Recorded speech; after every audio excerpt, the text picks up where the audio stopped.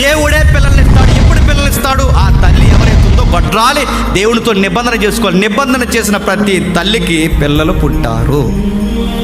25 ఏళ్ళు ఎదురు చూస్తే శారమ్మ అబ్రహాముకి పిల్లలు పుట్టారు, రాహేలుకి పిల్లలు పుట్టారు, మనవ చేసుకుంటే పిల్లలు పుట్టారు, కమిట్మెంట్ ఇస్తే పిల్లలు పుట్టారు. అన్న నాకే కనుక బిడ్డనిస్తే నీకు ఇచ్చేస్తానని కమిట్మెంట్ ఇచ్చింది గనక పుట్టారు.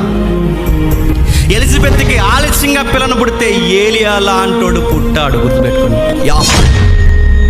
ఎక్కడ మీరు చూడండి కమిట్మెంట్ అంటే ఆలస్యమైన తల్లులు బాధపడకండి. ఎవరికైనా పిల్లలు ఆలస్యమైతే బాధపడకండి. ఎందుకో తెలుసా?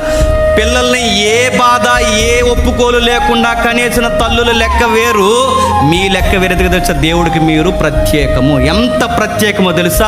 అందరి గర్భాలు తెలిసిన దేవుడు మీ గర్భాన్ని ఇంకా ఎందుకు తెరవలేదంటే మీ నుంచి ఏదో దేవుడు కోరుకుంటున్నాడు. ఆయన కోరుకున్నది మీరు చెప్పేస్తే బంగారం లాంటి బహుమానాలు